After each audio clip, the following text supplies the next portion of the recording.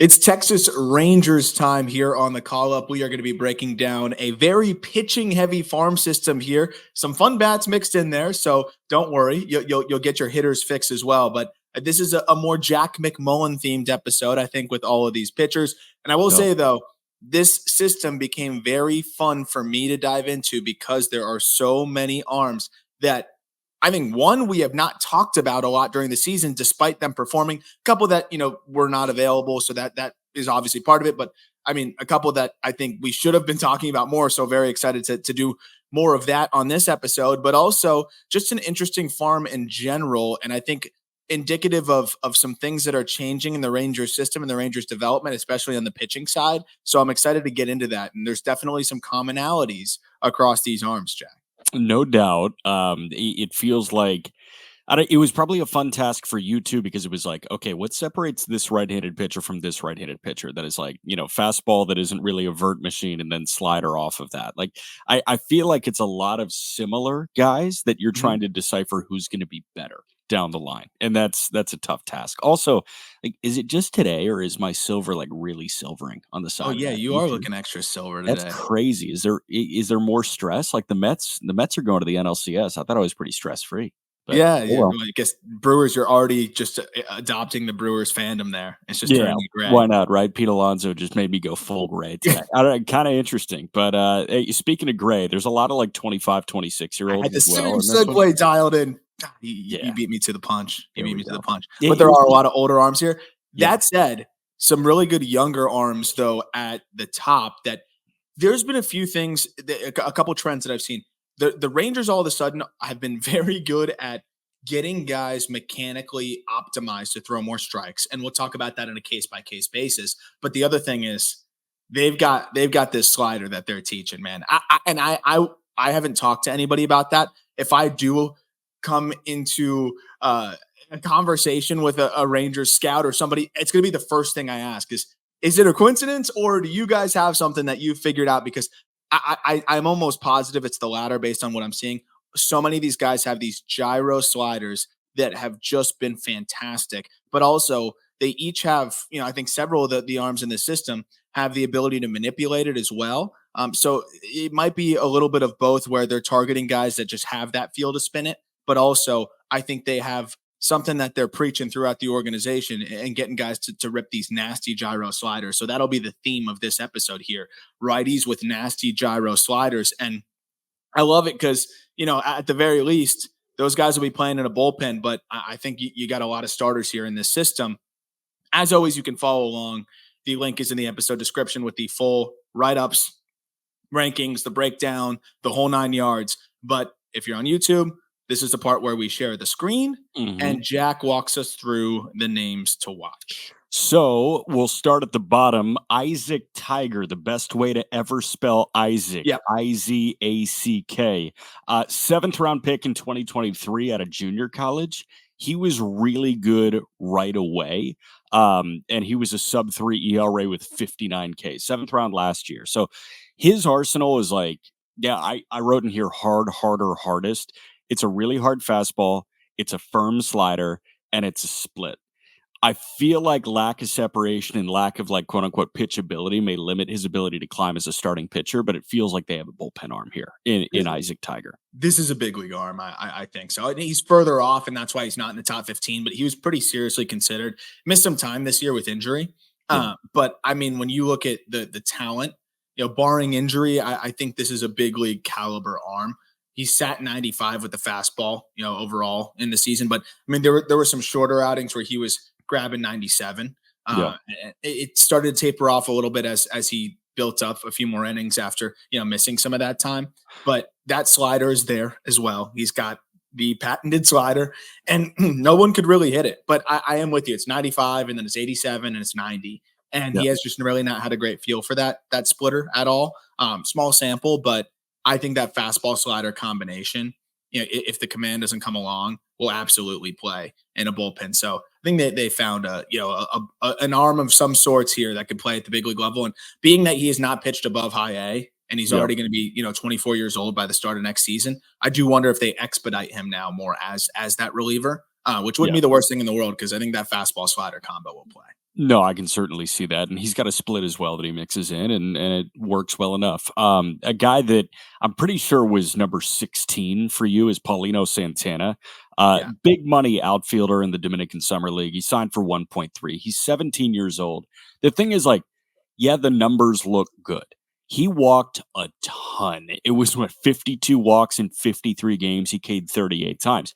How much of that is Paulino Santana, and how much of that is the pitching that he is facing in the Dominican Summer League? I feel like too much remains to be seen Yeah. for you to have had him in the top 15. Yeah. Well, and I love what you mentioned about the walks, right? Very, very patient. And that's, you love to see that if somebody's doing other things as well, Yeah, right? like Like it's cool in the DSL, but like let's see you face guys that can actually throw strikes. it's a small sample size ultimately that we're working with here, and we got like a 58 game sample, but I mean that's still sizable enough to where you can start to look at some of the contact rates and things like that. And I mean the contact rates just weren't great for a guy that's also not going to hit the ball that hard. He's young, he's got plenty of time to like develop and grow, so he could end up being a really fun offensive piece. But I just haven't seen enough at this point to feel confident that he wasn't really just taking advantage of the DSL not throwing strikes, as you mentioned. 10% chase rate, like that's incredible, very patient, great. But we always talk about it like I could go there and not swing, and I'm going to get on base at a decent clip. I'm not going to hit the ball, but I'll get on base at a decent clip. So like that's the one side of it. And contact rate being at 65% and a 90th percentile of 98 miles per hour. Again, he's 17. It's early, but that is a part of it there where I just want to see what it's all going to look like, and ultimately he may have to be a really good defender out in center. The other thing that doesn't get factored in here to the numbers that people will see on Fangraphs and things like that is they did play in the DSL postseason there, and he went 0 for 22 in that postseason, so that did kind of Postseason's bring. that long? He Yeah. got 22 ABs in the postseason. Good for Yeah, if him. I'm not mistaken, because I'm almost positive, and I don't think those were factored in there.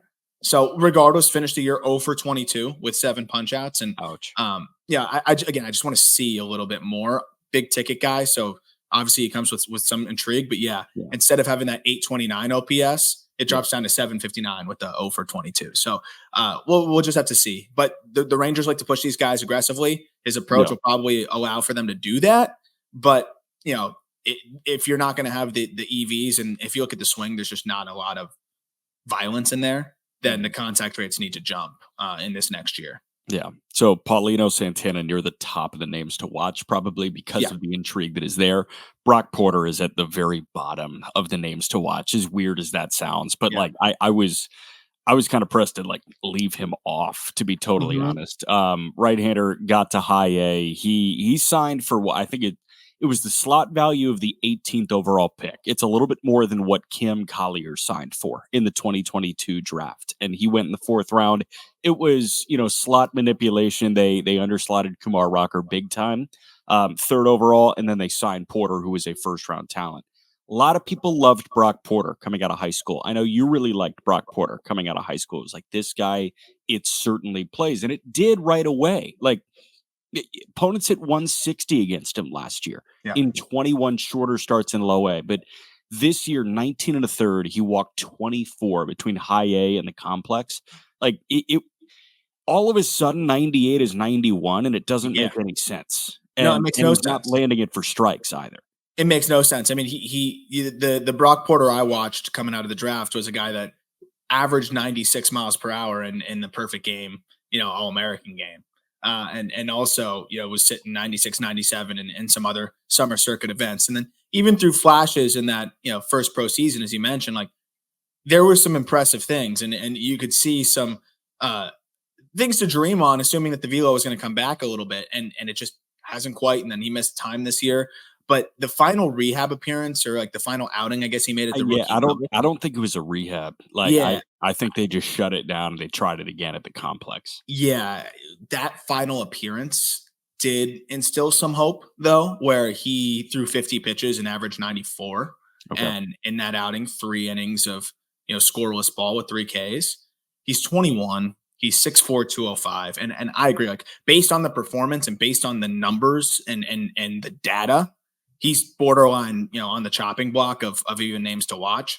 But given he's 6'4", given what we've seen in the past, Give him one more off season here to really dial it in and see if he can come back making a substantial change. I think he deserves, one more off season and obviously you're not going to give up on him entirely. So I'm saying it more from like the prospect intrigue aspect. Like, I think he deserves one more offseason to come back next year, especially with the way he finished with one solid outing and just see what it looks like. But I did think it was kind of telling that they didn't even send him to the fall league, assuming there's no injury involved here either. Like, I think they were worried that, any momentum that he built up at the end of the year there could kind of be undone in the fall league. And I think that kind of is indicative of where he's at right now. But he's got a chance, and I think it's going to be interesting to see how he comes back. Yeah, I mean that's a brutal break for him this 2024, and 2025 is going to be huge for prospect tag regardless. I'm not talking prospect status. I'm talking like, are you a prospect or are you not? Yeah, and last thing, like the first few outings of the season, I think this is where things kind of went awry because he started to lose confidence in his stuff, and that's where the command faltered. He averaged 90.8 miles per hour in his first two starts, and then 90 flat. Like, how does that happen? I don't really understand. But no, there's got to be a little bit more going on there. So hopefully get right in the off season and see the Brock Porter that we saw out of the draft, come next year. Yeah. Next guy, our guy, Walter Pennington, who was acquired from Kansas City at the deadline, 4-year guy, Colorado School of Mines. I called it spellbinding in terms of what he does with his slider because metrically it doesn't play as like that elite pitch, but results wise, guys just can't hit it. He's got, I want to say like 15, 16 big league innings under his belt at this point, 18 big league innings under his belt at this point. He's going to be in the Ranger bullpen next year. And a guy that is, in a big league bullpen is certainly a name to watch. He's just going to be one of those guys that I think the more analytically driven folks, which I know when we always say that, and like, of course, we're driven that way too, may on the surface be a little bit of a doubters on, and I get it.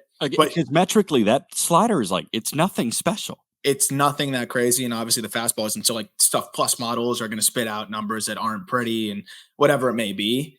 This guy's a big league reliever. And even though he's not going to strike out a ton of guys, he's not going to, and he's shown that he can strike out enough, but I just think this is the perfect middle relief guy that could also slot into higher leverage, slightly higher leverage when you need. But this is clearly a guy that can go more than an inning, that can bridge the gap, and that can also go get lefties, but also is good enough against righties.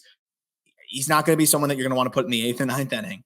Yep. But to get him back, in that Lorenzen deal, and being that the Rangers aren't, I don't think, interested in lower level lottery tickets. Instead of a lower level lottery ticket, you get a guy that can plug right into your bullpen and was great for them. I mean, he had after the trade, had a 3.12 ERA with the Rangers, and really it was just the last outing of the season that ballooned that. If you take the last outing out of the equation, 1.62 in 14 appearances. So, I mean, this is a guy that I think just will be able to grab innings in the middle, and also just such a good dude. And if you're a Rangers fan that just stumbled upon us, find that. Please, I promise you'll enjoy it. Go check out the Walter Pennington interview that we did a few months back. He is such a humble and awesome guy and very easy to root for. And I can guarantee you after that interview, you'll be rooting for him even more out of that Rangers pen. Is there a group for people that are analytically driven that hate stuff plus models? Like, do they meet? Yeah, but like, I'll arrange it. Yeah, like, can we get the Duncan like box of Joe? You know what I'm talking about? Like, it could be a club. We could meet monthly. That would be awesome. It's a great tool, but you can't just say, "Oh, the stuff plus is this." Like, not going to play. There's so much more that goes into it. I'm watching Fubal's changeup get like a 106 stuff plus. I'm like, no, it's not. No, no, it's not. And we'll get there eventually, where it's how does this movement profile play out of this type of release and those things. And I know that that's what Stuff Plus is supposed to try to gather, but it's just too complex at this point, I think. And there needs to be more, I think, delved into as to how it looks from the hitter's eyeballs and things like that. But again, great tool. Not trying to say like if you use it, it's bad to use, but I've seen it used as a reason to dismiss a pitcher's ability, and that should never happen. If you can watch what they're doing and you see the numbers of how they've been able to, produce overall. I think I saw some Stuff Plus models spit out like a a below 100 stuff plus for Sean Manaya's fastball the other day, and I'm like, dude, you can't do that. Like, you cannot discount the crossfire and the slot and everything weird that goes into that just because And the way the pitches facilitate each other, right? Like, that's the exactly. other thing that I think is kind of, and maybe there's aspects of that are also baked in, but I think the way that pitches work off of each other and a hitter having to be geared up for one pitch, and then the way that the other pitch can mirror that pitch in a tunneling form, but also just, I think if you're so geared up for that crossfire, now those secondaries just play up even further.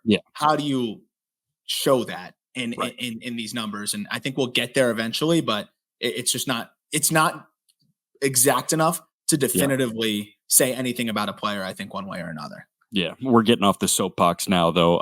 Dustin Harris, outfielder, big leaguer now. Dustin Harris, 25-year-old, 2 for 6 with a double and a homer in a Rangers uniform at this point. He had his breakout in 21. Since then, he's been a good upper-level hitter. Is there much defensive value? Does he swipe a bunch of bags? Yeah. He is performing to a low to mid 800s OPS in very hitter-friendly environments, and he's gotten to the big leagues. Is he anything more than a fourth outfielder? I don't know. But at the end of the day, like, that's probably still a top 30 prospect in this Rangers system. Definitely. Because he's a solid bench bat, I think, and especially if you're, deploying him in, spots where I think the speed can be useful. The ability to play all three outfield spots. If he was a good defensive center fielder, and he's like just fine, but if he was a good defensive center fielder, he's probably in the top 15 because of the speed, because of the ability to sneak enough home runs out to the pull side. Actually, the ability to hit left on left too. But I see him more as kind of like a fifth outfielder type, a solid bench player that if you have to plug him in, like, it's not going to be bad. But there's nothing that jumps off the page, and really there's nothing that I think really stands out enough to carve out a big league role more than that. I think even a platoon would be difficult because the power's the speed is there, but the contact rates are fine. It seems like a solid bench piece here for the Rangers, which is fine. You take those depth options as well. Yeah. One of my favorite arms in this system that is not a Teodo or a Rocker or a lighter is Skylar Hales, a right-hander who was a reliever at Santa Clara. Not often do you see college relievers taken very high in the draft. He was a 4th-round pick in the draft. Even less often do you see a guy come from the West Coast Conference as a reliever taken in the 4th round of a draft. That means your stuff is really good, and his stuff is really good. This guy is heavy stuff, and he's built like a freight train. He's a big guy, strong guy, and upper 90s to 100 jumps on you. It's very impressive. Yeah, we talked about him in the AFL preview. It's like just one of the more intriguing bullpen arms that you're going to see out there, and not even 23 years old yet. So, I mean, the stuff being where it's at, I think he's a guy that can absolutely climb quickly. Like, already put together a really impressive stretch in Double-A at 22 years old, and I think he could be a guy that it wouldn't shock me if he gets up next year at some point, because when you have that fastball slider combination, the big body like that, like, he's going to be a reliever for the Rangers sooner rather than later. Yeah, a couple more. Dylan Dreiling, most outstanding player of the College World Series in Omaha. Dreiling went in the 2nd round. He and Christian Moore were the two, best hitters, along with Blake Burke, in that, Tennessee lineup. And he was awesome. Like, he's a small guy that hit 23 homers in 71 games, had an OPS that flirted with 1,200. Was that the baseballs? Was that the bats? It might be a combination of everything. We'll see how it plays at the professional level, but too good to leave off. Yeah, definitely too good to leave off in terms of the upside intrigue in what he did in college. I'm sure the EVs don't jive with the results. No, and I don't like the swing at all. I really wanted to put him in the top 15 after what we saw, and I'm like, okay, left-handed swing, the production, whatever. And then I really dug into it, and he really cast those hands out. It's long, it's out and around the baseball, but he's super talented. So I think he's a candidate to clean some things up, and maybe you see that pop from there. But I think it's clear that swing was going to play with metal, and it's not going to play with wood as much. So we'll see how he comes back next year. But I was honestly disappointed when I dove deeper into the video with Dreiling. I just that swing, just it's going to be tough to succeed unless you can catch stuff out front and pull it. And, it becomes a lot harder to do that in professional baseball. That kind of sucks to hear, but you know what? Like, He's got a lot of time. Yeah, a lot of time. Cole Drake does not have as much time. 24 years old, 6'5" lefty, thick lefty, but he was 11th round pick at a JUCO in 2022. You query like, hey, I want to see, this guy perform in the ERA category and the batting average against category in the strikeout category. Like Cole Drake is popping up in a lot of 2024 queries. He was very good. 106 innings, a 2.29 ERA, 12.5 Ks per nine, just 2.5 walks per nine.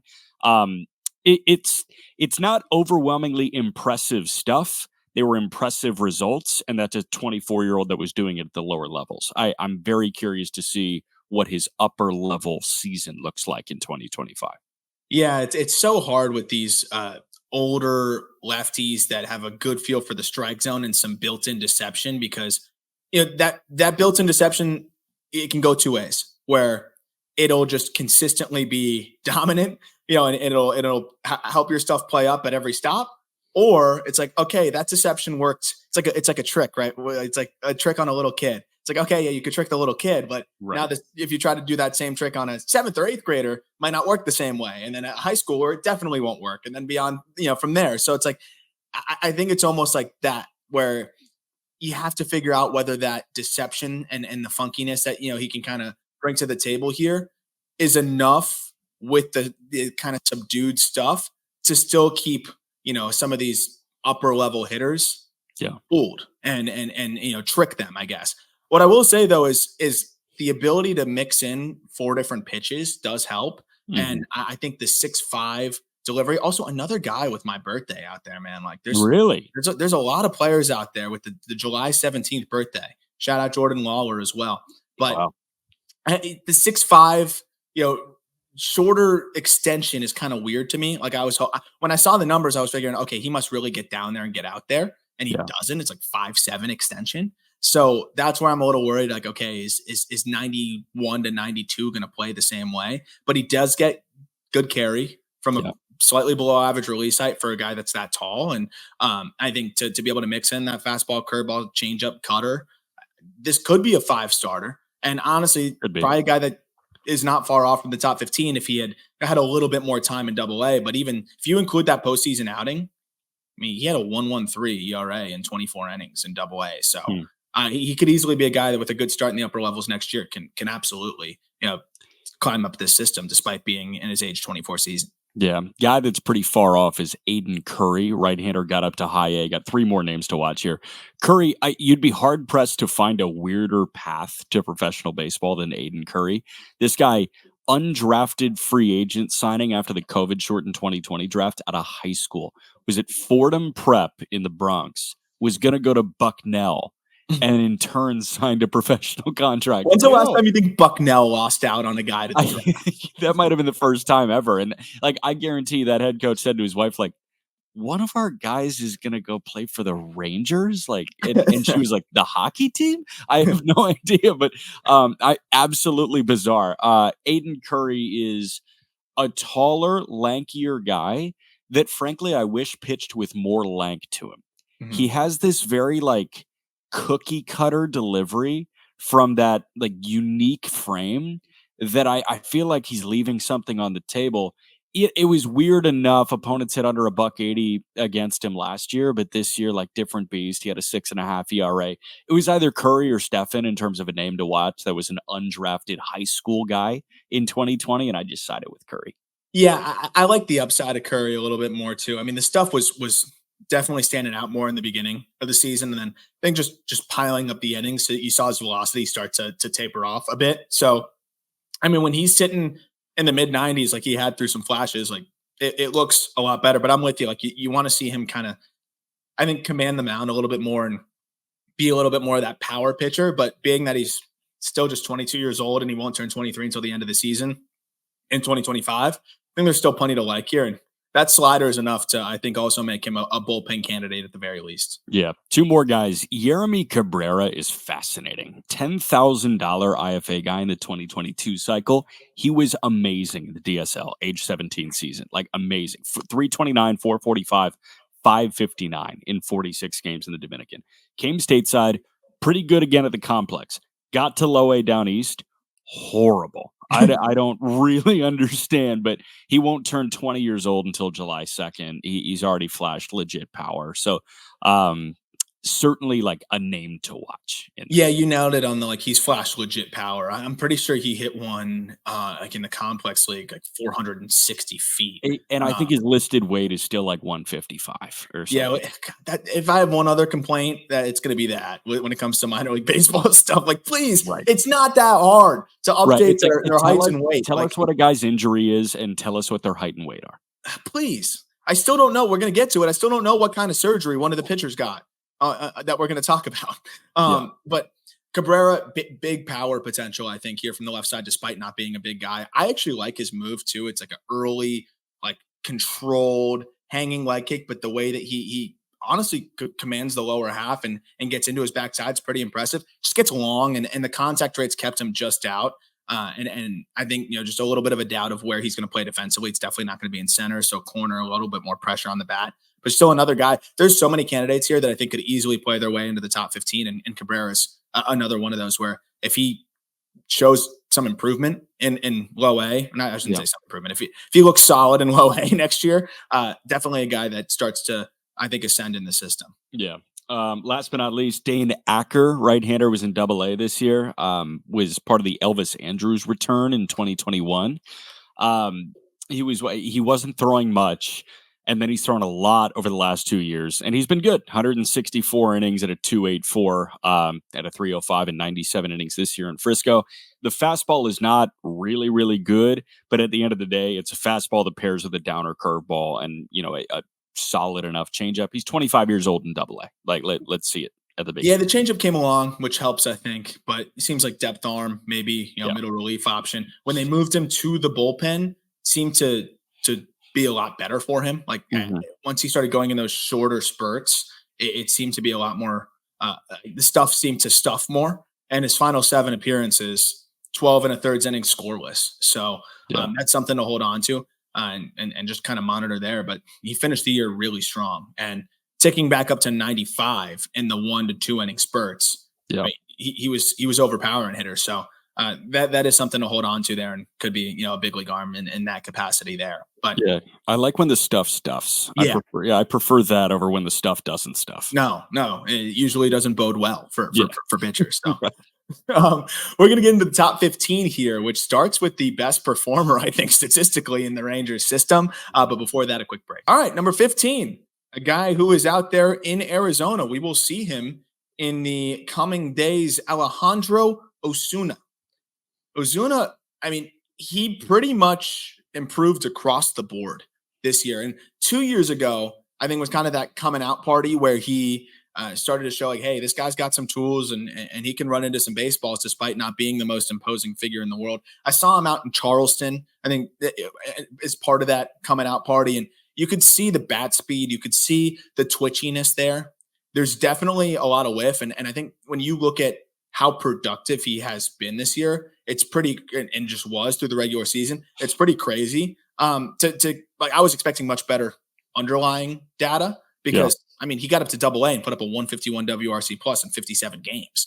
I think the reason why you don't see him more highly regarded as a prospect is that the contact rates are not great. It's 68% contact rate. He does hit the ball hard though, and especially for his frame, 90th percentile of 104. But he also he's more of a can get by in center field guy than a good in center field guy. So it's probably solid defense in a corner, and then playing center field at a passable level, which again puts more pressure on the bat. But it's really hard to keep a guy out of the top 15 that put a 151 WRC plus up, as a 21-year-old in Double-A. By the way, happy birthday, Alejandro Osuna, turned 22 today. Nice. October 10th. But yeah, that was the tough part for me, is what does this big league role look like? And unless he's hitting 20 home runs, it's hard to see a big league role. The good news is he is capable of hitting 20 home runs. Yeah. Do you have any concerns about the frame? Because the frame does not insinuate 50 runner, 50 defender in the outfield either. I was kind of shocked going down the video dive and just seeing how that guy was built and seeing that. I was like, interesting. Now having said that, he's a guy that I feel like gets into it really well. Yeah. No, and that's why it's a very interesting build. It's like again, I just really struggle to figure out what the role is. But when a guy's doing what he did this past year, and when you look at the swing, the way that he's able to kind of backspin baseballs and consistently drive them in the air, like this is just still someone that I think you could either bring off the bench in that like Cody Clemens type of role where he can leave the yard at any time and get his best swing off, and he's got some power there coming off the bench from the left side. But Yeah. I think you're hoping that he can hit enough to grab onto a more regular role. I think more likely and I think a big reason why he's in the fall league is grind out in center field, keep going, out there, see how much the glove can come along, and if he can get himself to the point where he's an average center fielder, then you can lean into that fourth outfielder type a little bit more, which helps. But the other thing that helps his case is he hits lefties well. So Does he?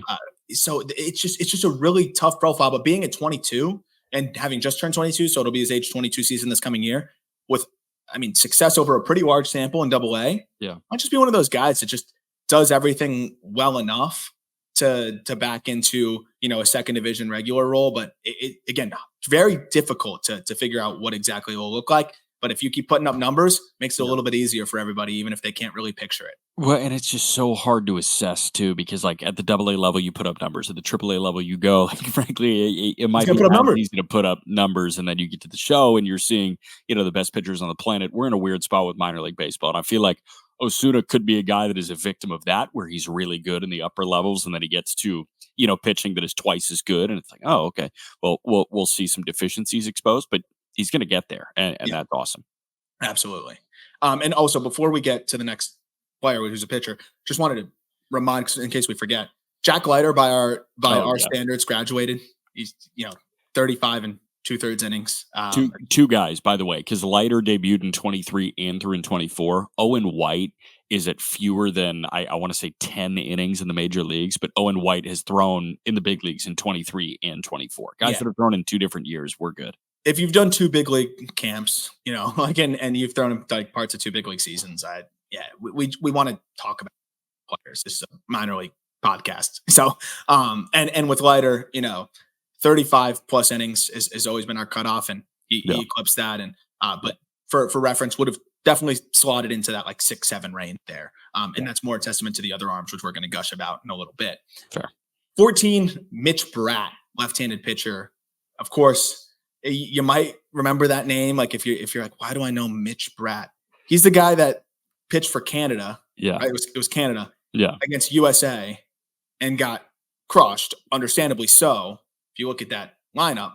But it just became a topic of conversation because like Canada rolled out like a newly minted 20-year-old. He might have still been 19. Well, and he looked 14. Like that's the thing. He's a young looking 19. If he had a full beard, I think people would feel less bad. But he had like the baby face going. It's like, oh, you poor thing. You had to face Mike Trout and Mookie Betts.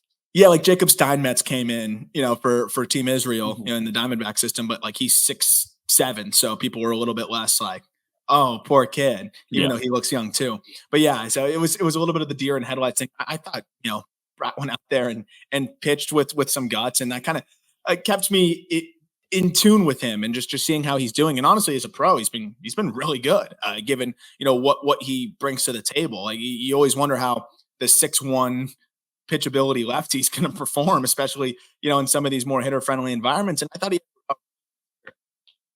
kind of builds in some deception. It's kind of this slingshot.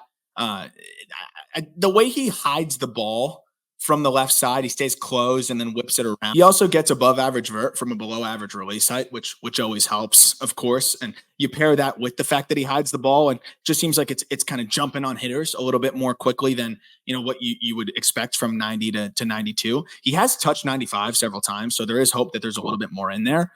He's got a few solid secondaries coming off. Mostly really the curveball is the only one that flashes above average though. And I'd like to see him throw that more. He only throws it 10% of the time, but he has a slider that he commands really well, that in terms of shape is not great, but he commands it well. So it's a good enough pitch, I think, that plays up from that release point to mix in, and then a changeup that's a work in progress as well.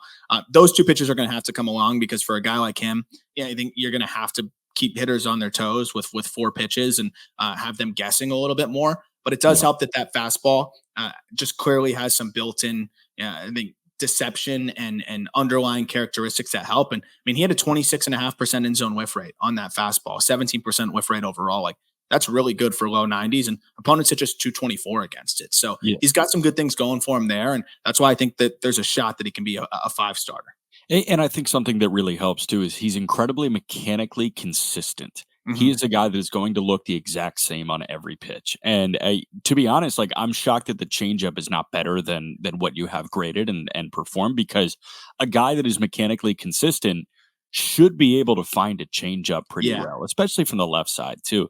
But at the end of the day, like if he's spinning a curveball well enough and he's got that fastball that has some deception to it, and he can just find a taste breaking changeup, that mechanical consistency can help with execution. And execution is the name of the game when we're talking about 5-starters. Like Yeah. that's all we're asking for, as long as you're not 88 miles an hour. And he's not. He's If he's not. grabbing 95 and he is mechanically consistent, there is an opportunity here for you to be a 5-starter.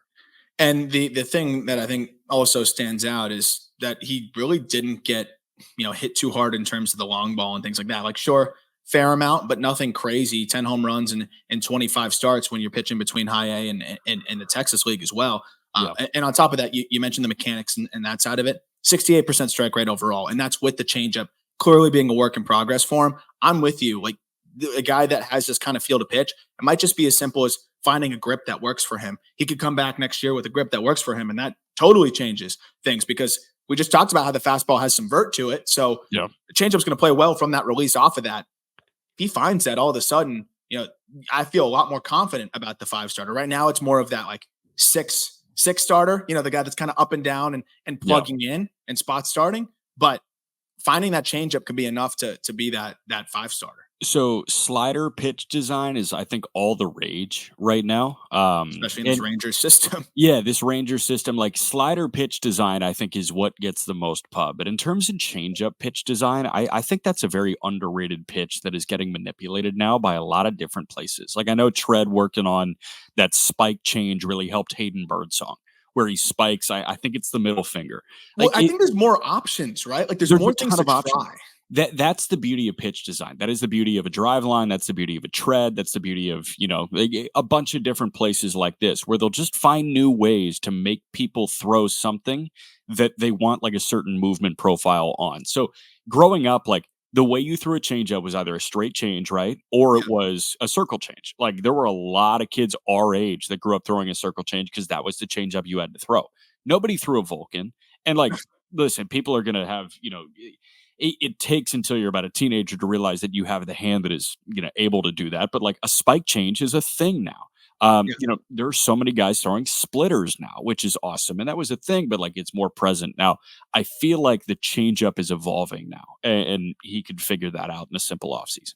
And yeah, I think there's no pitch where you're going to have more things to try and test. Like you can just try so many different things and mess around. And that's why I love that you mentioned the value of these development places like a tread and a drive line. It's not just throw the ball as hard as you can in a net. No. I think we're starting to No. evolve beyond that, where it's not everybody's just pursuing going there just to pursue velocity. They're going there to optimize their arsenal. And there's a lot of really smart minds there that I've learned a lot and just reading and following as it pertains to pitching and pitch shapes and pitch design and things like that. I absolutely believe are a big reason why we're seeing these ripples through the game and this effect here, and why hitting continues to be so freaking hard.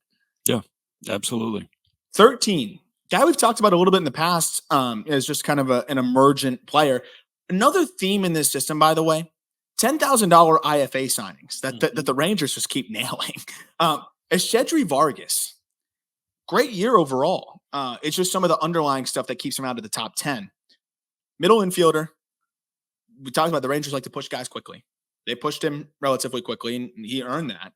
$10,000 out of the 2022 class, and then immediately stood out as one of the better players in that class, and had a solid low A showing in his age 19 season. Like played a lot of low A games, like most of the season. Like that is amazing considering the amount he was spent to get him, and also just. I think that some of the underlying things in his game that he was able to survive there, like this guy's chasing over 40% of the time. And that's definitely a problem, because I wanted to see that drop after chasing around 35% of the time at the complex. Instead, it went up. Understandable. The stuff's better, harder to lay off. But the fact that he managed a 40% chase rate and still put together a 775 OPS this season in low A, and I said mostly low A, it was entirely low A. Like that is, I think, impressive. He's a good runner. He sneaks out, more homers than you'd probably expect. 14 homers this year, but just has a feel to elevate it to the pull side. It's a little bit of this tweener profile too, though, where you look at like, okay, well, what does he excel at? And the answer is kind of nothing. But you also can look at it and say, well, what is he deficient at? And other than the approach, really nothing either. Like ample contact, he can sneak enough power. He's fine up the middle. He's a good runner. It's really just going to come down to, I think, if he can overhaul that approach and somehow prove that he's not, in swing mode 24/7. There can be, a utility infielder role here, or even an everyday second base type. I don't think there's going to be enough offense there to be an everyday shortstop and enough defensive value, but there could be an everyday second baseman here if he shores those things up. And like my counter to that is it's really hard to shore those things up. Like that's why he's 13th. And I'm curious. One of the guys that I really remember you right away, I think it was 2022, saying this guy has this ability to be amazing if he shores up the plate discipline, was Luis Matos of the San Francisco Giants. Has Matos improved on that at all? Like I'm sure there are other examples that people can pluck and slap in the YouTube comments. It's like, this guy could be awesome if he stops chasing 40% of the time. But I feel like I remember that conversation vividly with Matos. And I don't know if he's made a concerted effort to hedge that chase. He improved it. So here's the problem. He improved it at the levels that he was playing at. So like when he got a second taste of the upper levels, that cut from 37% to 25. Okay. And then what happens when he gets to the show? 30+% again. So it's better. But then every time you're challenged, what's the first thing that gives? It's that. And so to your point, like, that is the challenge there. And I do think that, and I'm learning more and more now. And I think Caglione is going to be a fantastic case study on this as well. How easy are these things to rectify? And we always talk about it. Like some guys, it's as simple as just, I didn't really know that I was in so much of a swing mode. Now I'm going to develop and have more of an approach. But I'm realizing more and more now that it's just somehow a lot of guys, it's just inherently how they approach the game. Right. You enter fight or flight mode and those are your innate feels in the box. They're yes, no. The no part of that in their load is just a lot harder to register. And it can be a lot of different things that go into that. It could be how fast your eyes communicate to your brain that communicates to your body. Like it could be, there's so many things that go into that, it's very difficult to be able to project and not something that I generally like. And that's why when you look at the plate discipline grade, if you're following along, it's 30 present, 35 future. Don't have a ton of optimism of it getting better, but you can at least cite that and say, hey, we've seen examples of guys being able to do it in the past. I'll have to try to dig some up. And if you can, it's more likely the odds are stacked against you. But if you can, that's an area where that could be enough for you to be an everyday player. But that's why he's a 40+ future value guy. Probably not holding my breath on that happening, but even a game there, like you could definitely be a solid, utility piece and a guy that can play all over the infield as well. Got you. I think Abimelec Ortiz somehow is the most underrated guy we're going to talk about here. Actually, at least on the bat side, because he checks in at 12. And normally it's the other way around with these power guys, right? Where we're like, oh my gosh, how many times are we going to hear about this guy in the minor leagues that has 30 homers? I'm sorry, guys. Like he lifts too much. He doesn't have a position. It's not going to work. Like I feel like we always have to be the bearer of bad news on a lot of these high performing power guys. I'm still out on Moises Gomez, by the way. Davis and Dilo Santos. Sorry, what was that? I'm still out on Moises Gomez, by the way. Yeah, like Moises Gomez is a perfect example. You're like, I'm not buying it. Like, here we are. Davis and Dilo Santos, he's got time and he's got a lot more ability than a lot of these other guys that we've had to be the bearer of bad news on. But like Dilo Santos off of the EVs and the production and the age to level, like should be a top 100 prospect. But he's not even close for us because the underlying is that concerning. I hate being that guy, but weirdly, like I feel like we have to be on the other side of it with Abimelec Ortiz, where I think people are like, oh yeah, that 30+ homer season that he had. I don't know. He struggled in Double-A after that. This guy was signed for $20,000 as an undrafted free agent out of JUCO, Florida Southwestern College. And after struggling in the first year or two, had that massive season that we saw in 23. And Then he slows down as he adjusts. It was 36 homers, by the way, if you include the fall league. 977 OPS in 124 games. Then he gets a quick push to double. I shouldn't say quick push. He performed well, but 22, JUCO guy, power oriented. Of course, he's going to have an acclimation process in the Texas League. A lot of good arms there. No, it's hitter friendly, but there's a lot of good arms there. And then once he settled in, man, this guy was one of the best performers in minor league baseball over the final 50 games. He's 22. And the other side that I think really gets slept on is the whiff rates aren't bad for a guy of his power. Like 68% contact rate is really not bad for a guy that's going to run a 90th percentile of 107 miles per hour and also has a good approach. That was the big difference. And I think the big shift is he started to recognize spin a lot better at the AA level. And over his final 50 games, this dude slashed 312, 410, 608, Jack. 1,018 OPS with a chase rate sub 20. He's going to have to really, really hit. They've been experimenting with him in the outfield. That was the quickest, like, okay, I saw 5 plays. Don't need to do this anymore. Yeah. It's first base. But, I mean, this guy's got monster power, and he's getting into it, and he's 22. And over the course of the last 2 seasons, hit like almost 60 home runs. I'm surprised that he's not like in top 30s. I've seen like in Ranger systems, not even the top 30s. That's hard to fathom. With a guy that at 21 years old hit 30 homers in a minor league season, like that is your golden ticket to be a top 30 prospect until you're 25 years old. Like that, you should be in there for the next 4 years because of that alone. And the fact that he ticked up at the end of this year to the level that you're talking about is phenomenal for his future outlook because he's doing that now at the upper levels. Yeah. Listen, he may be underrated by the industry as a whole. He's not underrated by us because you sent me a text about Joey Ortiz and you did not include the name Joey. And I said, okay, which Ortiz is this? Is this David or Abimelec? And you said, no, it's Joey. Third one. It's like, okay. So he's at the forefront of my mind all the time. I love that. That's the thing, man. The fact that you could get 50 plate discipline from a guy that has already hit 33 homers as a 21-year-old in the minor leagues is something that like you don't come across very often. And I feel like first base is an easy place to just plug these guys in. Yeah. Nathaniel Lowe, I know that he's a great piece.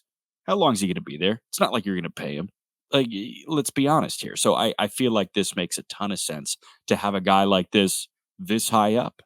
And crushes righties. Like he's not going to see lefties. Fine. That's even easier, I think, to put him into this platoon role. So he's going to have to really mash, but he really mashed as a 22-year-old in AA in the final 50 games. So, I mean, he's got my attention going into next year. And to make that adjustment, I think is impressive.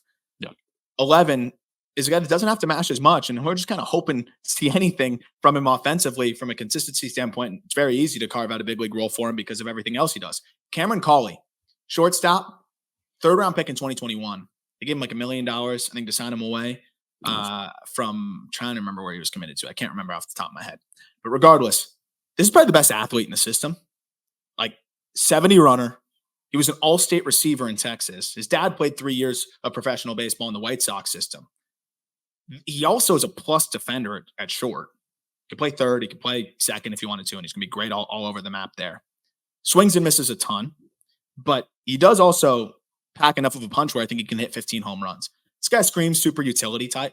Yeah. But, he's going to have to even hit a little bit more to be a super utility type. He's a little aggressive, things like that. But 15 homers, even if you're a 250 hitter, if you're a 70 runner and you're an elite defender, which he can be, like I kind of see this like in Mundo Sosa type of role that he could grow into if he's able to come along a little bit more offensively. I'm trying to find where he was committed, and I can't find anything here. Yeah, I don't think I was able to find it. That's crazy. Because I was looking for football offers as well, and I just didn't see anything on this regard. So that's a tough feat. I want to know where you could have played football too. But he was probably the slot guy, right? Like he would get the quick screen and just go because he's really, really fast. A 70 runner on the football field like that. That makes a ton of sense. And you sent me a video of him kind of sliding to his backhand and foul ground in right field. It's clear that this guy can really move. And he uses that defensively as well. Not often do you see a guy that can really move and you utilize that fully defensively. There are some fast guys that I feel like, that doesn't immediately translate into range. But I feel like here with the grades, you're saying this translates into range. Like this is a legit defensive piece in the middle infield.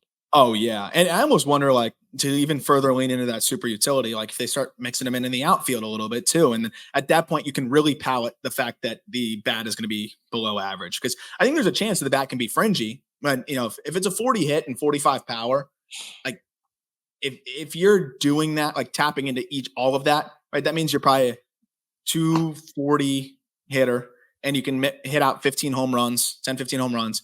If you're stealing 20 plus bags or 30 Yeah. plus, depending on how much you play, and you play elite defense at shortstop, second, and you can even plug it in center. That's a guy that's very valuable. And I kind of see that like Edmundo Sosa, even if he's not playing center, even more so you can kind of see that profile. But again, the bat even has to come along there. Like I think people don't realize like it's even hard to become an Edmundo Sosa type of hitter. Right. But there was points where I don't think people thought that Sosa would be the hitter he is now. So I love the tools, I love the ability, and it makes it a lot easier to get behind a player like that when you see just the way that he plays the game. I love the instincts. Like a lot of things come easy to him. So I still have faith that the bat can come along. Okay, real quick question, not Rangers related before we move on. Opening day third baseman for the Phillies next year. Oh Is it gosh. Sosa? Is it Sosa or is it Bohm? I I think if you gave Edmundo Sosa everyday reps at third base, he would have given you a higher WAR than Alec Bohm. Yeah. So that's all I can say. I do think that's the first place that they look to shake things up. So it might not even be either. That's all I'll say there. Oh, interesting. Excited to play GM on the Just Baseball show. That's gonna be fun. For sure. Braylin Morel. Jack, floor is yours. Yeah, no, this guy is awesome. Very gritty, very exciting, very young, very projectable. If he hits enough, he can be good. If he doesn't, he won't be good. There we go. Yeah, there's so much projection here. Definitely an exciting project, despite coming in at a low price point. Yeah. Aram, your thoughts? Yeah. So Morel is actually one of my favorite of the lower level prospects, complex guys that I was digging into. And you see the physical projection, obviously, but he's also kind of filled out already. So there's already some present strength, and then I think there's room for more. He's 6'2", like 185, signed for only $97,000, which compared to some of the other guys, actually almost 10 times more than some of these other prospects. But the speed power combination is really exciting, I think, here. He's an above average runner. It's going to be in a corner, but above average runner, above average power potential, and he gets it in the air pretty consistently. Contact rates need to get a little bit better, but the EVs being where they are and the ability to drive it to all fields.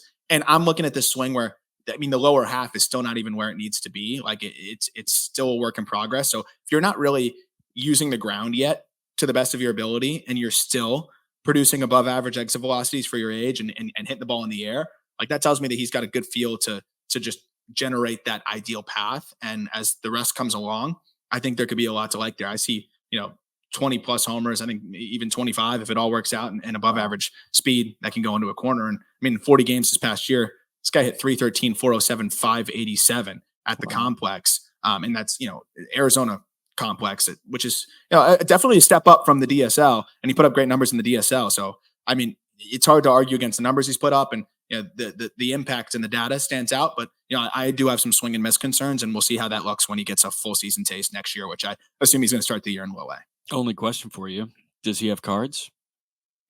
It's a great question. Have you searched? Have you used the eBay tool? I have not used it, and I'm actually curious because he does have cards. There you go. I was about to joke that he's probably in the 2024 Bowman Chrome because it's just a classic prospect to be in this 2024 set. We're joking about how many random players there are. Morel's probably on the higher end of some of these guys that I think were put in this checklist for 2024. Probably the least excited I've been about one in a while. Oh man, sorry, but Morel might be a good grab considering it's very top heavy. I think in this checklist this time around. Sure. Number 9, and we're probably a little bit lower than the industry on him, but number 9 is Malcom Moore. First round pick. They just took him 30th overall, right? In 2024. Yeah. Catcher from Stanford. I just don't really know what it all looks like what it's supposed to be here. I think a lot of the intrigue was still kind of built up from what he was in high school, which was, a day one prospect potentially off of the bat, and everything that he had done with Team USA and just standing out and just being a left-handed hitting catcher. And then he gets to Stanford and I think did some things well, but I felt like he took kind of a step back in his draft eligible sophomore year, and still the defense is a question, right? Like I was watching, the blocking isn't great. The receiving has come along enough to where I think it was enough for the Rangers to say, oh, we can give this guy a long look at, at catcher and develop him. And being a little bit younger and kind of almost a year younger than a lot of his peers out of college in the draft, that definitely helps to, I think, instill some patience. And, in a very light draft, especially in the back end of it, take a chance on a kid that, has good track record of hitting out of high school, left-handed bat, and did some things well through flashes at Stanford, but it's hit over power. And the hit didn't look great in the short spurt of professional ball. It's a very difficult move to repeat. Like it's a very unique move in the box where he's starting open. He closes it back off very early and then strides from there. I just think that's a lot going on, and it can be very hard to repeat that. I wouldn't be surprised if he bangs that, to be honest. And then not really knowing what the power is going to look like. Right now it's below average. And then not really knowing if he's going to be able to stick a catcher. If he doesn't, then it really puts a lot of pressure on the bat. So just a lot to sort out here, but he has a track record of hitting. He's put some good numbers up at Stanford. He's a left-handed hitting catcher. There's some athleticism there, and he's a little bit younger, so you got to be patient. But I just think he's got a lot to sort out before he's, in the top 5 or 7 in this system. So I tried essentially, I just went to Fangraphs and I sorted catchers with 50 or more plate appearances this year. And I tried to find a guy that kind of fits the Malcom Moore type. And the positive outcome, like the highest percentile outcome, I feel like that I saw was Connor Wong from this year. And Connor Wong does not grade out as a good defender, but he was back there a good bit for the Boston Red Sox. He hit 280. Guess what? 280 with 13 homers was a 110 WRC plus, and because of what he lacked defensively, he played 126 games and had a 1.1 WAR. And that's the good outcome. I don't love that. And the thing is, 1.1 WAR at the major league level is probably the number 9 prospect in this system here. But in terms of a first round selection, in terms of a, by some places, a top 5 prospect in the system, I just don't see a guy that lacks an identity that makes sense with the modern catcher here as being something that is worthy of being a, top 6, top 7 prospect in this organization. I'm 100% with you. And I'm glad you did that. Cause I'm always trying to think about what role can you see these guys kind of slide into. And for me, it's almost more of ultimately getting to the first base side of things and then being, trying to tap into a little bit more power. Right. So you're a bat to ball oriented first baseman. Which puts more pressure on him to actually being able to stick a catcher. So it's multiple fronts that kind of have to get going here. And he's going to have time, obviously, but I think that the priority needs to be develop as a catcher, take pressure off the bat. And then if he's a left-handed hitting catcher with above average bat to ball skills and fringy power, then that's fine if you're an average catcher. But I think there's a lot that needs to happen there on both sides. And the other thing is, he elevates to all fields pretty well, and that's nice. And I think that's why the power gets upsold a little bit. Yeah. But this guy had a max exit velocity with metal of 108. So I think the power gets upsold a little bit. And that's something that I think is going to start to shine through with Wood. I hope I'm wrong. But obviously, again, has time and a little bit younger than his collegiate peers. Yeah.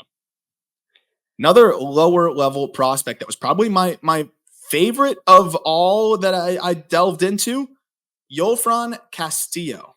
And he's a little bit more expensive of an IFA guy than the others. And from what I was able to gather, a late bloomer pop-up guy that would have got more had everybody's pools not been tapped out, and still got $647,500. That tells me that they every dollar. It's here, this is the best we can do. This is every dollar we have.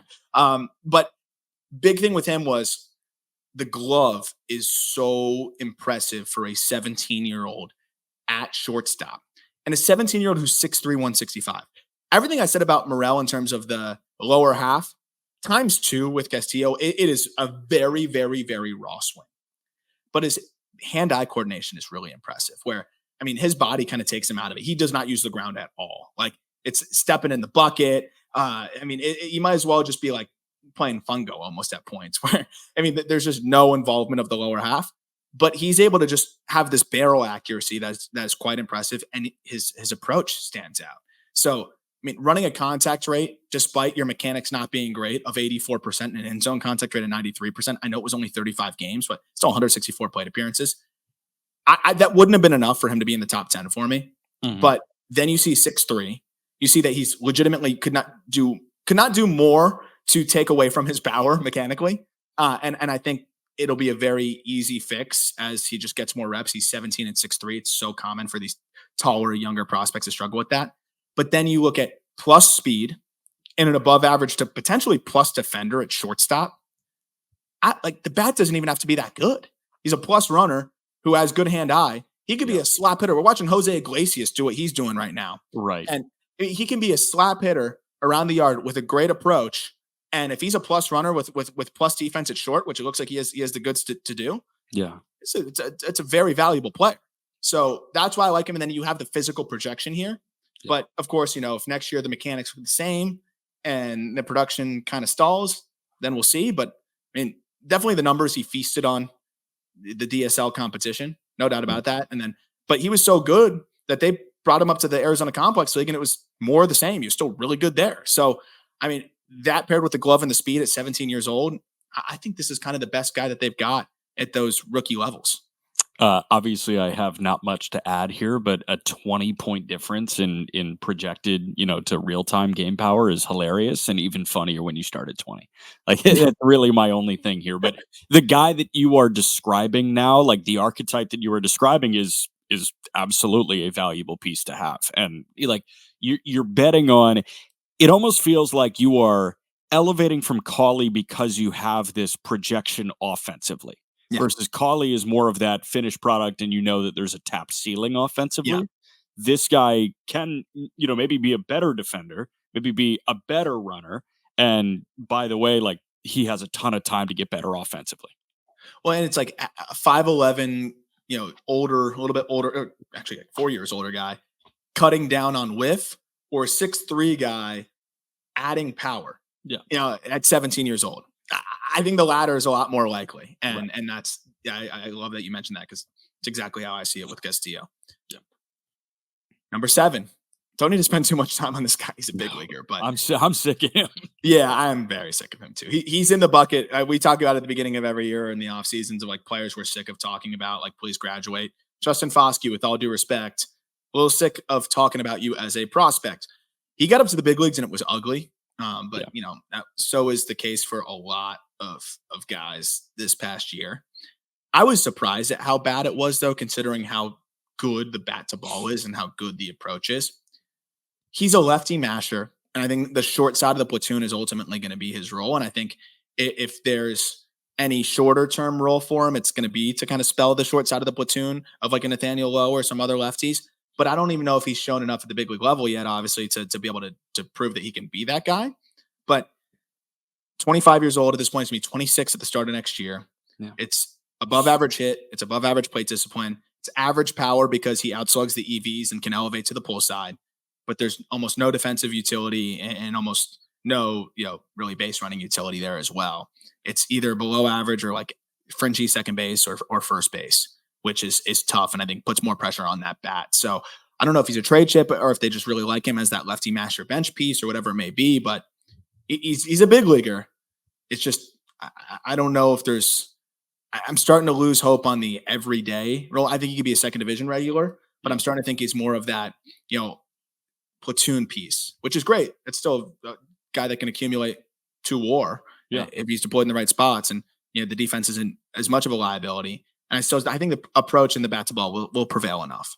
There's nothing left to prove in the minor leagues. I want to make that abundantly clear. Like for him, he's been good at every single level except the big league level. And the thing that was most, I think, jarring, like you texted me, like I forgot how brutal it was for Foscue at the major league level. We thought that guy was immune to big league struggles. He was just going to get up there and he was going to hit 240 and that was going to be the thing. Like that's what's going to happen and he's going to tick up. But, he was not going to get blown up because nothing in his game suggests that he's going to get blown up because you have like that floor to ceiling give and take. It's like the floor and ceiling are just so darn close for a Justin Foscue.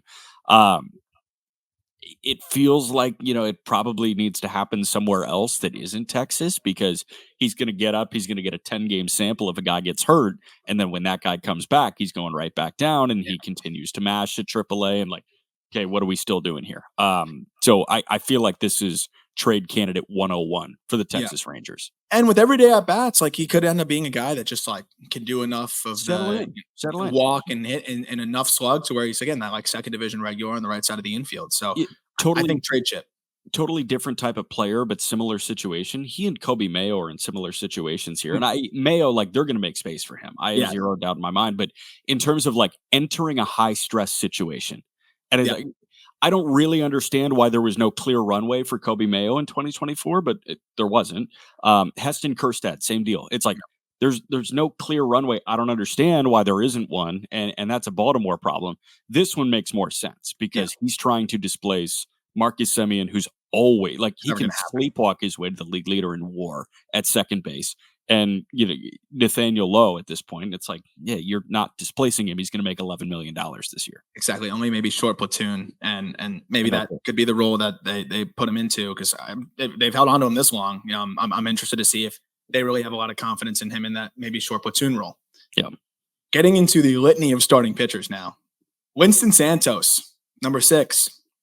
What a year from Winston Santos. It was really a breakout. I think he was the breakout aside from the other breakout that we're going to talk about. But I mean, repeating, the same level and doing what he did, just looking like a totally different arm. There's a few things that stood out to me with Santos, and still young. This was his age 22 season. Fastball ticked up. I mean, I think like a tick and a half, average 96. But what was most amazing to me was that at the end of the season, he was throwing harder than ever. This guy's eclipsing the most innings he's ever thrown. And still at the end of the year, final 3 starts, he averaged more than 97 miles per hour on the fastball. Like that tells me that he found something with, I think, his body and the way he's able to drive off the mound and just get the most out of, I think, his arm. And being able to tick up, I think for him was huge because fastball has above average ride. And now at 96, 97, it plays like a plus fastball. The big thing for him was he changed the grip on his slider. And he has the patented Rangers gyro slider now. And that just changed everything for him. Where opponents hit a $153 against that. His slider did not perform well last year. This year, it was dominant, 22% whiff rate. And then he mixed in a decent changeup as well. And I think it really played up off of the ride on his fastball. So he has 3 legit pitches. I think the changeup will be big league average as he just commands it a little bit more. But it's a plus fastball and a plus slider. 22 years old, finished the year dominant. And whatever numbers you're looking at of Winston Santos on Fangraphs or whatever, that's not including his postseason start at the end of the year where he went 6 innings of 2-run ball, 1 earned, 2 walks, 12 Ks. So he finished the year with his arguably best start of the year, 91 pitches, which was the most he had thrown all year, averaging 97 miles per hour in the fastball. So he got stronger as the year progressed. Yeah, I mean, you texted me early. It was like Winston Santos is a top 100 prospect, and I was like, "You sure?" Because the numbers were really not good, to be honest with you, in 2023, and then 24 he comes back and he clearly found something here. Do you think that he turns into a 2-pitch guy? Like in terms of reliever volatility, do you deem it high, or do you feel like they're just going to give him every opportunity to start games? I think every opportunity to start. I mean, he 68% strike rate. The changeup was still he threw it enough in the zone where I mean it was 61% there, and I saw him gain more confidence with it as the year progressed. And I think just the quality of the fastball now, where if he's 97 as a starter, like he was overpowering hitters with it through stretches. So I think he gets every opportunity to start, especially with that short arm delivery and the way the fastball jumps from there and the slider tunneling off of it. How it allows the changeup to play up too. I think he gets every shot. Yeah, he's also like, again, he's just way bigger than 175 pounds. He throws like a bigger guy. Yeah, like I just don't like making up weights. What am I supposed to do? I know, but he's got to be like 215, 220. Like he throws like he is a bigger, stronger guy. And credit to him for like really hitting the weight room. He looks like a physical specimen, man. Like he has performed like that too. 17 inches of vert from a 5.7 release at 97 miles per hour. Like, And he's driving. It's not from like, oh, he's just unique in his like movements. It's, oh, he's driving really hard yep, off the rubber. absolutely. We're going to get to the top 5 here, which starts with Emiliano Teodo. Before that, a quick break. So Emiliano Teodo, in terms of swing and miss this year, whew, I mean, this slider, I think, was the best performing slider in the Ranger system outside of Kumar Rocker, but Teodo did it over the entire season. I think it was one of the best performing sliders in baseball in the minor leagues because he threw it so much too. So if we had like leaderboards for run value, Yeah. I think Teodo's would probably be up there with just about anybody's. He threw it 40% of the time, and opponents hit 0.88 against it, which is nuts. He's throwing at 88 miles per hour with this just crazy gyro sharp break to it, but he also gets home manipulate some to have some sweep to it as well. 36% chase, 29% whiff over on it overall. I mean, just absolutely pillaged hitters with that. The crazy thing is just every other pitch in his arsenal, he just struggled to land it for a strike. Yes, he can touch triple digits and beyond that. And he averaged 98 miles per hour with the fastball. But the strike rate across the rest of his arsenal was 57%. He was able to circumvent it because, that sinker gets some early contact on the ground and, the four seamer will buzz it up. And I think it just gets guys cheating early and ultimately, then it makes that slider play up even more. Yeah. I just don't see a world where he's anything but a reliever, a really freaking good one that can go multi innings. I think he could be one of the better closers in baseball potentially. But I just, even though he had some of these impressive starts, I just don't think he throws enough strikes. And I don't know if the fastball has enough whiff built into it either to be a starter. But he's number 5 because I think he could be one of the better high leverage arms in baseball. Another $10,000 IFA guy, by the way. Yeah, amazing that they find these guys like that at that cheap of a price point. I will say, like, the idea that the changeup exists and it, plays to the level of a 50 grade pitch is enough for me to keep on trying the starter thing.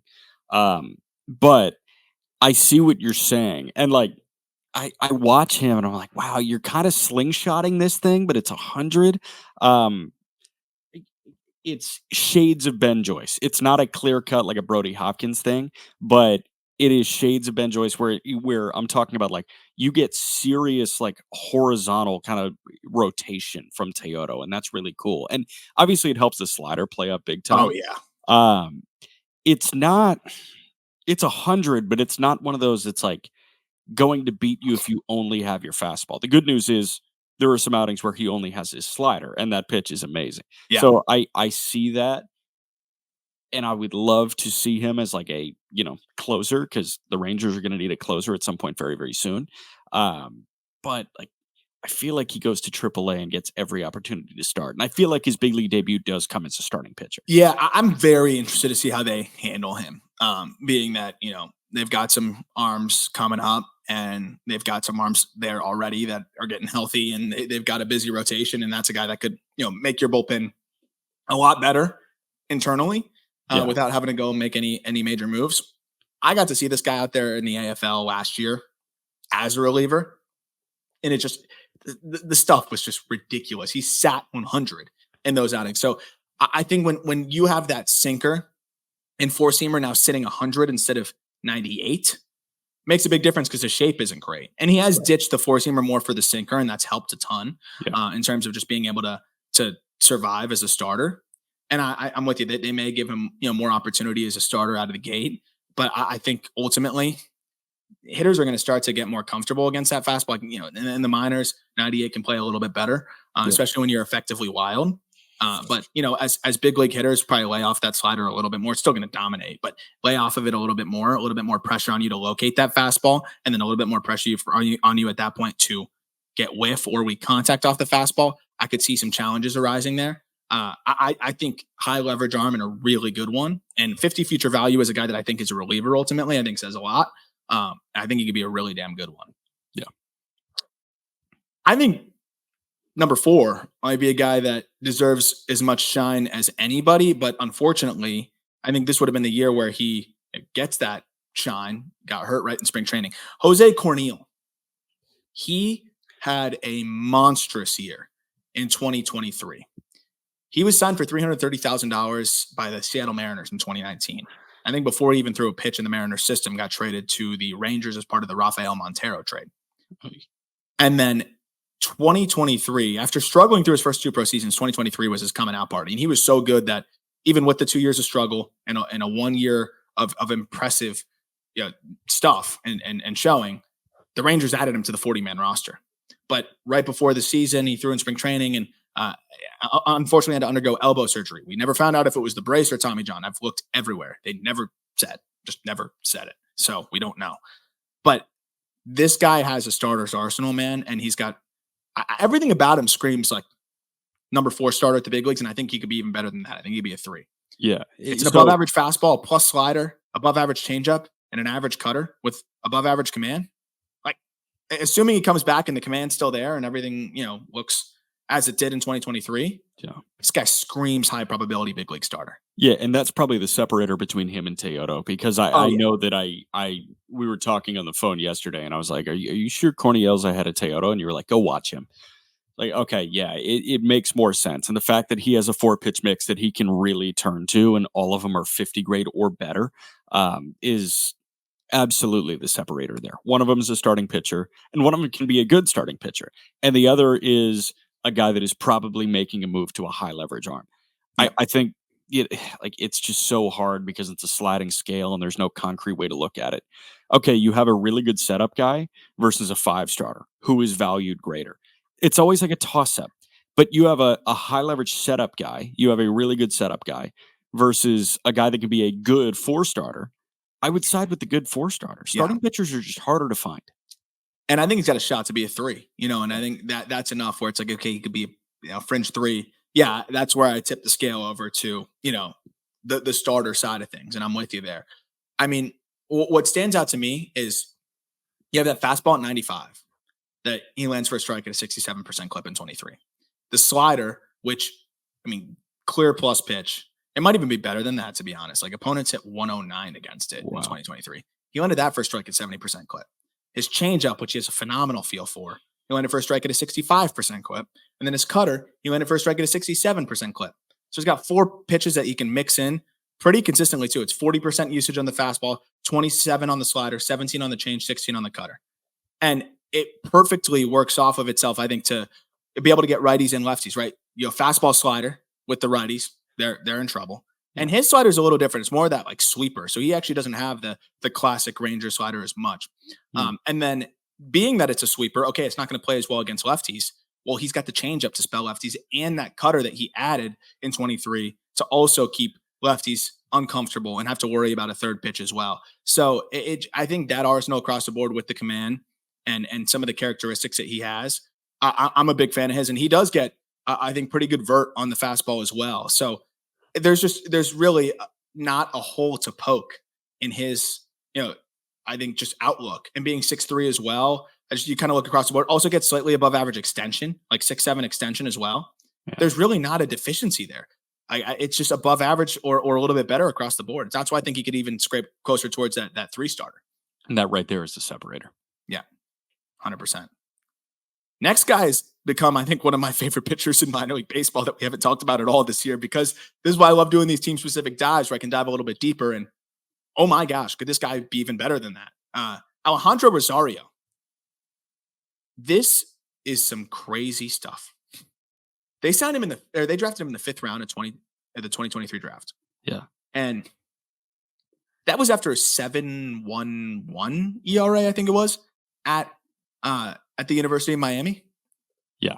The Rangers liked what they saw, and that was enough for them to grab him there instead of having him go back to school. I was reading a piece. I gotta figure out where it came. It was MLB.com. I'm almost positive. I wish I knew the writer off the top of my head, but MLB.com. And the Rangers were saying, hey, you need to throw that split change that you got a little bit more. Like, that's a really good pitch. And they saw some things that, like, they could just tweak with him mechanically, get him to throw more strikes. And very quickly, he did exactly that. And this first full pro season from him, I saw 3+ pitches. But the thing that I think was the most important was he also threw a lot of strikes. And that was, I think, a part of the equation where I don't know if people were fully expecting that. he was a draft prospect out of high school. So he also comes with that, like that intrigue that had followed him, even despite not performing, consistently at UM. But I mean, I see a 60 fastball, 60 slider, 60 changeup. If you got 3 60s, you're probably going to be in the middle of a big league rotation at the very least. And I think there could be more room for upside than that. And he's still relatively young. It's kind of that electric, loose arm and just kind of exclusively working out of the stretch here. It's worked for him. 68% strike rate this year. Opponents at 207 against him. The fastball averaged 97. That breaking ball was diabolical, and then having the splitter off of that, and it's like a turbo splitter. It averages 91 miles per hour. Yeah, it's like reliever stuff, but he was doing it, over the course of 5, 6, sometimes 7 innings this year. His register doesn't make any sense because he was brutal at the University of Miami. When you look at his college numbers, and you mentioned it, like a 6.47 ERA in 200 innings and a 1.6 WHIP. Like, that's very, very high. And then you get to his showing in Hyannis out on the Cape after his sophomore year. He was awesome out there. 10 1/3, 2 runs, 13 Ks, and 1 walk. And then he gets into pro ball, and he's killing. Like, what was it about the ACC? What was it about college baseball that he did not like? Because he was really good that summer after his sophomore year, and he was really good this year in his first taste of pro ball. Yeah, it's bizarre. And that's why, we always talk about it. Like, yeah, there's sometimes you just grab the college pitcher that put up great numbers, but you should never be fully put off by a college pitcher who didn't put up good numbers. There's a lot of variables in there. There's a lot of bad coaches in college baseball as well, unfortunately, that can kind of steer guys in different directions. They get pulled in a lot of different directions. A lot of these guys are going to multiple schools now, and but it's always been stuff over the production in college, especially with these metal bats too. There's so many things that go into it. But he's got a little bit of this crossfire delivery that they also helped him like lean into further. And having that crossfire from like a 5.5 release, it's not as extreme as some of the other like clear crossfire guys. But when it's 97 and you've got some run on the fastball, and then you've got that banger breaking ball off of it, and then a splitter that goes the other way as well. Like, he's getting 15 inches arm side of horizontal with the changeup or the splitter. Then he's getting 15 inches arm side as well on that 4-seamer that really ends up being a 2-seamer sometimes. And that's the thing. I don't know if there's intent with the 4-seam versus 2-seam. Sometimes it just seems to be like 15 and 15, which could flirt with the dead zone, but when it's cross body and 5.5 release height, it plays. But then there's others where it's 17 and 10, and that dominates at the top. So if there's more intent with that, I think that could really dominate too, because then he's got 2 fastballs that he's working right now. It seems like it's almost accidental at times, but it works in his favor. Like, he's spinning these fastballs at 2,500 RPM too. So they just have to be creating weird looks for hitters and getting 15 one way, 15 the other way. And then also being able to get, 17 plus at the top from a 5.5 release height. Like, he's able to work all 4 quadrants now, and it's tough to pick it up out of his hand, and it's 97. So I think this guy is a monster. He's going to be on our top 100 update without a doubt. And I mean, just clearly had hitters off balance and uncomfortable all year long. He's got big time upside. I think he could even grow into a number 2 starter if it all comes together. Most likely it's going to be strong number 3, but it's really hard to argue against this stuff. Wow. We get to number 2, Kumar Rocker. This guy who can definitely be a 2 starter. And ultimately, I think Rosario settles in as at 3. Yeah. But Rocker, I mean, we saw him get up to the big leagues. We've talked about him a lot. I mean, what a story for him to get healthy. And then also in the time where he's getting healthy off of that surgery, off of Tommy John, actually optimize his mechanics on another level is just absurd. The slider is darn near an 80. And I think with the way that it performed at points in the big leagues, started to really look like it could have been, slapped an 80 to 70. Fastball is a clear plus pitch. He averaged 97.5 with it this season. And he's got a 4-seamer and a sinker. They're very distinct, and he has the intent to separate them. But what I love is I think he could be fastball slider, because it's technically 2 fastballs, and then it's technically like 3 sliders that he throws. And like, he can manipulate it. And there's intentional manipulation there as well, which makes it that much more difficult. He throws some in the upper 80s, he throws some in the lower 80s, and he throws some in the middle, in 84, 85. No one could touch it. Like, it was a dominant pitch. And between his big league debut and the minor leagues, he had a 35% whiff rate, 50% chase rate on that slider. No one's seeing that shit, man. So, I mean, this guy can be an absolute monster, even if the changeup doesn't fully come along. I think those 2 fastballs and 2 sliders are enough. But I would like to see him find a little something with the changeup. But regardless, I mean, Rocker is going to be in that rotation to start the year next year. I feel like I've said physical specimen a couple times on this episode, but like this guy truly embodies that. Like, he is as physically impressive of a pitcher as I think there is in professional baseball. It's dominant. He's a big man. He looks like he's an edge rusher. Like you put him and Parsons next to each other, and like this guy somehow has malleability in his delivery. It's fascinating to me. His dad played football, right, at a high level. I'm not sure. That would actually make sense because he does have that like edge rusher, defensive and outside linebacker build. It looks like he can go get 5 sacks in a college season right now. But the fact that he is flexible enough to have repeatable mechanics on the mound. We've seen a lot of guys that, are big, that are thick cut on the mound, but like for some reason it just doesn't look right. It doesn't look flexible on the hill. Rocker and Robbie Snelling, I think, are the 2 examples of guys that actually look like pitchers that are also physical beasts. And they both have the football ties. They have the football ties. I feel like there are some other pitchers that I've seen that have the football ties. And I'm like, yeah, you look like a football player. These guys look like pitchers too, but they just happen to be beasts, like total beasts. And his father, Tracy Rocker, college football Hall of Famer for Auburn and a former NFL player who now serves as a defensive line coach for the Tennessee Titans. Oh, there you go. Okay. Yeah. So this kid was in the weight room when he was 6 years old. Kumar Rocker has been closely documented since he was sophomore in high school? Because he was top 10 overall pick caliber when he was in high school. And then he goes to Vandy and he and Leiter, like that's been the big thing. Harper is the perfect example of a guy that has these, crazy expectations set for him coming out of high school, and he somehow matches them. To a lesser degree, Kumar has the chance to do that next year. Where it's like, you've been that guy since you were 16 years old. You disappeared for a minute because of a weird medical thing with the New York Mets and because of Tommy John recovery. And it handled it all with grace, I will say. Handled it all with grace. And like, you talked to him, and it was funny. We were talking before that eBay event that you did. And, there were a bunch of guys that you were super excited to talk to. And then all of a sudden, Kumar Rocker was there. You were like, oh, this is great. And you sat down with him. You did 10 minutes. That's on our YouTube, by the way. Yeah. And you texted, was like, Kumar was awesome. Like it's one of those that almost takes you back because this guy has just been through the shit the last 3 years, and all of a sudden he's just the man, and he comes back and he's pitching like one of the better pitching prospects in all of baseball. I think it's a legitimate conversation between like a Kumar Rocker and then the next wave where it's like a Brandon Sproat, a Bubba Chandler. Kumar fits in that bucket, I think. I would go. I love that you mentioned that. I would go check out that interview too, because he called a shot, and it wasn't like in an arrogant way. Like I came away thinking, "Wow, this guy's very humble and soft spoken." But he also, like he said, "I'm working back and I'm finding things, and I feel really good." And like I feel like the best version of myself. And you hear that all the time, but the way he was saying it and the way that he broke it down, he had specifics, not just "I'm in the best shape of my life" type of thing in spring training. He was breaking down how he feels like a different guy. And I came away from that saying, okay, I'm excited to see what this looks like, but I didn't think it would look anything like this. That is, the interview is out there on the audio side and on YouTube.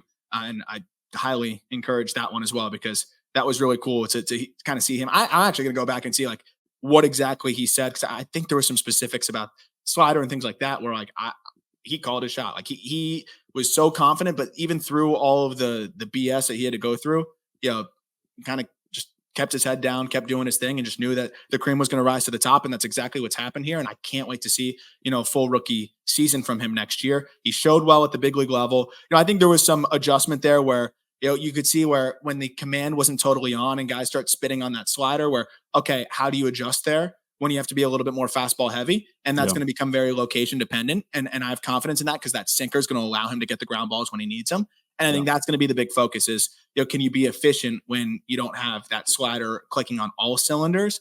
And I'm excited to see, because I think this is a guy that could even be dark horse rookie of the year if they let him throw enough innings, in that AL situation there. And there's going to be a lot of responsibility for him, and he deserves it. So I think that fastball ticking up, I mean, he ticked up even from the best that we had seen him at Vanderbilt. He is the strongest version of himself with the best pitchability that we have seen from him. Like he is the best Kumar Rocker we have seen, which I think says a lot, especially given everything he's been through. Yeah. Number 1, Sebastian Walcott. I mean, we've talked about this guy. We're going to talk more about him in the top 100 update too, because he's going to be one of the bigger climbers. What this dude did at 18 years old, he played a lot of shortstop too. He's ultimately a third baseman, in my opinion. $3.2 million international free agent, so not a $10,000 guy. This is one that was instantly validated, though. And that doesn't always happen, as we know. 6'4", 200 pounds, 18 years old. And this guy reached Double A. And he didn't just reach it. In his 5 games there, he was fantastic. I know it's 5 games, but man, like, you see guys get up there and they get their doors blown off, especially at 18. It was actually 8 games if you include the postseason, but looked more than comfortable there. To do what he did in high A, and this was another guy that his swing decisions got better, but they were never bad. Like, it was just, okay, this is something that needs to get better as a power guy with, probably fringy hit. Still think he can grow into average hit, but they got better and better and better. And then when he really settled in from a swing decision standpoint, over his final 50 games of the year, he had an 840 OPS. I mean, this guy with a 6'4" power over hit profile, 18-year-old, who's aggressively getting pushed through high A. The fact that over his final 60 games, he cut his strikeout rate to 24% and he hit 285. Yeah. I know the power needs to come along from like an in-game power perspective in terms of hitting home runs. Not worried about that. 5 triples. I'm not worried about that. He hit 21 doubles in those 60 games. Still slugs 481. He hit a ball 116 miles per hour. I ain't worried about the power. Also, he's an above average runner. He's got an absolute rocket for an arm. I think he can grow into a solid third base. It's a guy that can hit 35 bombs at the highest level. And the fact that he reached Double A, 18 years old, I think this guy's underrated too somehow. I know he's got a lot of helium. He's a popular name and everything like that. But I think he got really hyped up at the complex, and then people kind of forgot about him a little bit. And like, this is a top 20 prospect in baseball, I think. Like, how can he not be? He reached Double A at 18 years old. We're talking about guys that should be getting, multiple years of grace because they're getting pushed aggressively. This is a 6'4" power guy that doesn't even need your grace. Yeah. He dominated in the second half as a guy that's like 4 years younger or 5 years younger than his competition. Let's go back to the age-old discussion. Prospects that have the capability of being the number 1 prospect in all of baseball. Roman Anthony of the Red Sox. Walker Jenkins of the Twins. Who after that? Walcott? Walcott's definitely in that conversation. Walcott's in that conversation, but like that might be the 3. Yeah, I mean, if we could say Jackson Jobe, even though I really don't like ranking right pitchers like, at number 1. Maybe Carson Williams. Yeah, Carson Williams off the glove. Yeah. But that's kind of it. That's kind of it, right? Like this is a very, very short list, and the Texas Rangers have one of those guys that is on that very, very short list. And there's a reason why, even when they were aggressively trading and everything, that this was not a guy that was going anywhere. And I mean, you put him at third, he hits 35, and I mean, the field of hit just continuing to improve. This guy can be an absolute monster. 116 mile per hour exit velocities at 18. He's 6'4", by the way, too. So like, he's got room for more strength. He could grow into more. Like, this could be like a Junior Caminero type of power outlook here. He's bigger. Yeah, he is bigger. He's bigger. He's longer. Like Junior has this crazy rotational power that, like very few people have, but he's longer. Like, he's more prototypically, powerful than Junior Caminero is. The second Walcott starts using the whole field instead of being a little bit more pull dependent consistently, like that's where he unlocks everything, I think, and becomes the full-fledged monster. And he already started to do that in the second half of the year. That was another part of it as well. So swing decisions got better, started to drive the ball to all fields. And I don't think it's a coincidence that he went crazy as an 18-year-old in high A. He's going to turn 19 just before the season starts. Yeah. And he's going to be getting his second quote unquote taste of Double A. I mean, yeah, this guy's definitely going to be in that conversation and I got to change that ETA. He's going to be up in 2026. So, I mean, this is really fun. And the glove is behind though, and that's going to need to come along. The actions are not great, but I think that the hand eye is good enough. The arm is good enough. The glove work is good enough. He just needs to kind of shore up the actions, but he's become one of my favorite guys, to follow in the minor leagues. And I'm surprised he actually didn't get an AFL nod. I thought that might be an option, but I think they probably felt like he played enough games this year, considering. Yeah, he played a lot of games, and he 124 games, a lot for this kid. So yeah, more than enough. 524 plate appearances, I think, is pretty ample. This kind of takes me into my last thought about the Rangers as a whole, because the Texas Rangers, like, I know they missed the postseason this year. I know they were, a below 500 team. At the end of the day, they should be considered World Series contenders next year as well, because 1 they won million. it in 2023. They won it. They're going to go back into next year with a healthy Jacob deGrom. They have Tyler Mahle as well. Seager and Semien up the gut is awesome. And don't forget, like, there's the opportunity for sustainable success here with the Texas Rangers. I know that deGrom is older. I know that Semien is older now. You have Seager for 7 more years. But don't forget that you have Wyatt Langford. You have Evan Carter coming off of injury. You have a Sebastian Walcott that is now a season away. Kumar Rocker, Jack Leiter, Alejandro Rosario, like, The they're pitching making their stable way. really makes me The confident too, pitching, because you've got this just we have waves of arms coming up now. exactly, man. Like, you have pitching depth, you have top end pitching talent, and you have 3 possible pillars to build around moving forward in Wyatt Langford, Evan Carter, and Sebastian Walcott. And they spend too. I'm buying what Chris Young is selling, man. Like, this is the way to do it, right? You can spend in free agency, and you can draft well and Spend where you sign don't well and have develop. And guys. they've really Yeah. done the latter well since Chris Young has took over. I mean, I think the Rangers are really becoming one of the better organizations now that we're seeing, and I think we're going to keep seeing that go. So, I mean, the pitching development's really stood out to me, and I don't think it's a coincidence that Chris Young has helped overhaul that Right. at all. So that'll do it for this episode. Obviously, long one with this system being how excited I was to talk about it. Our coverage next episode will be out there from Arizona, so Uh-huh. very pumped about that. Got to see some fun things out there, especially with Andrew Painter out there. Offense has been plentiful out of the gate, but I still think that these arms are going to be pretty good. Connor Phillips was great, by the way, in his first outing out there. So Here we go. excited to see some of these arms, excited to see all of those bats. And we're going to check in on some of the early performers at some point in the next week or so. But we'll have coverage out there very soon. And you can look forward to, I think, plenty of AFL detail and coverage. Very pumped to get out there. As always, thank you for listening. Look forward to talking prospects with you later this week.